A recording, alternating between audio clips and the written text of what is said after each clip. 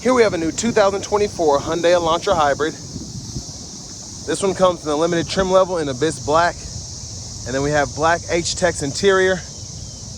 For the powertrain, we get a 1.6 liter hybrid 4-cylinder engine, made into a 6-speed dual clutch automatic transmission. So as we come around to the front end here, we do get our full LED headlamps along with LED daytime running lights.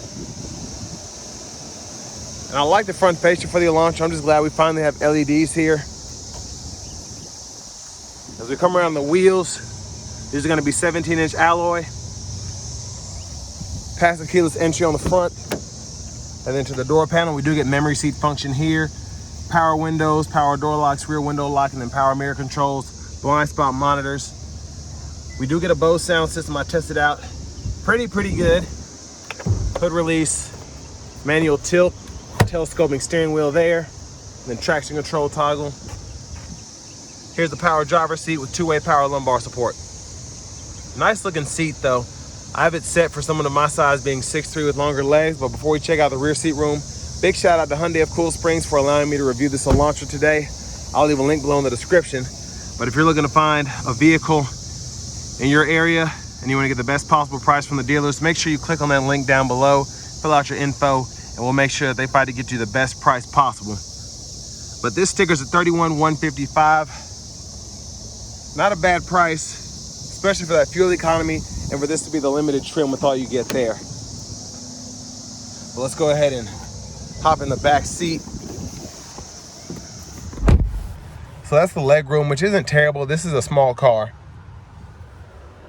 There's a view of the front from back here. And what I will say is impressive is my hair is barely touching the back of the roof line there where it slants. So pretty impressed there. USB-C charge ports are here. Seat back pocket on the passenger side. This middle seat folds down. Bottle holders are right there in the middle. And then grab handle here, and you can hang your shirt or a pair of pants there if you want to. Let's make our way towards the back of the vehicle.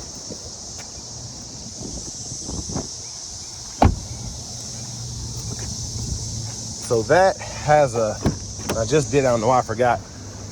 But there's a release for the trunk and the gas cap. So for those of you that like to have lockable stuff that's not easy to just click on, there you go.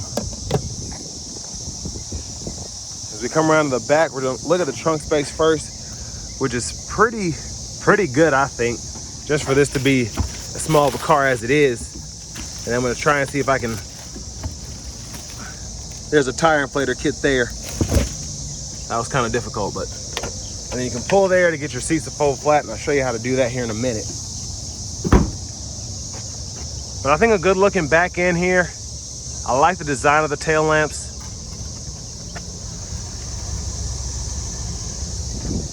Let's come back around to the rear passenger side here. Now, if you hit that latch, seats have to be up far enough, but this will fold flat and you run longer objects through. You get top tethers here for the car seats, and then anchors are kind of hidden in there, but up and out of the way at least.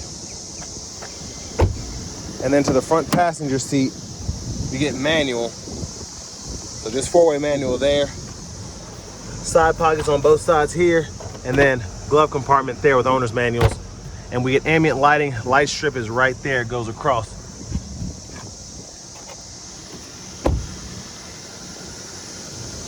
Now back around to the front, we're just gonna take a quick look in the engine bay here. And there we have that hybrid engine. So 1.6 naturally aspirated.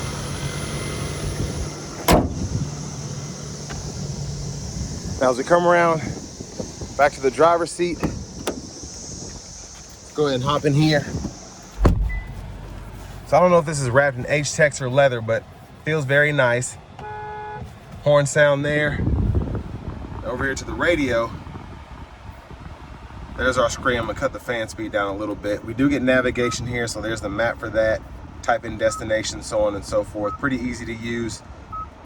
And then we have our hybrid menu here, so I can see when the battery's being used, the engine's being used, electric motor, so on and so forth. Fuel economy as well. And then we get the Apple CarPlay Android Auto to go with the AM, FM, XM radio we get here.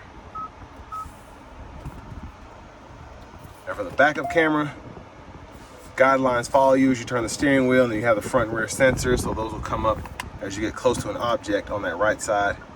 Hazards are there, shortcuts, dual zone automatic climate controls, excuse me. And then we have 3-stage heated cool front seats, which is nice. Fan speed can be adjusted there. Fan direction can be adjusted there. And then the knobs for either side, you can sync and unsync there. Now you get a 12-volt USB, and this USB port is for the Apple CarPlay Android Auto, and then you have a USB-C charge port along with your wireless charging pad here, and then you have an indicator for that there. Now for the shifter, hit that drive mode button. You can go through Eco, Sport, Smart, and then you have the camera here, which you can pull up, and then your parking sensors you can toggle there. Automatic brake hold, electronic parking brake, pull up to engage, hit the brake, press down to disengage.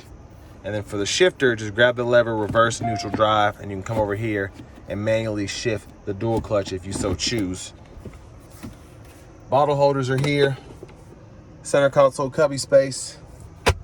And then we do get a power sunroof here, so I can move the sunshade. One touch, slide that back. Now like that, hit it a second time, it completely goes behind the shade there. Here's a look at the rear seat from back up here, excuse me.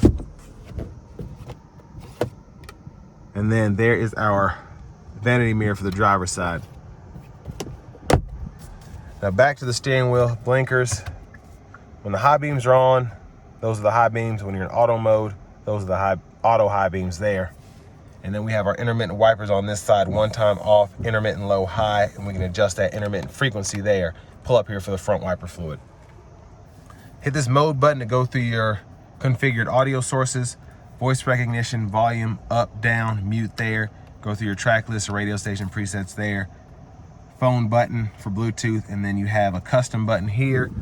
You can set that up, then you have another custom button there you can set up, as well as the mode button if you just want to have certain audio sources set up for whatever reason.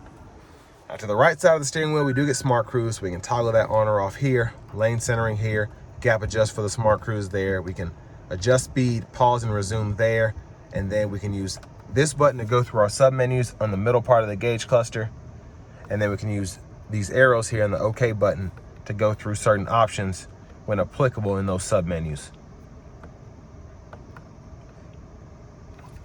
And then we have push button start here. Finally, here is our key fob with remote start.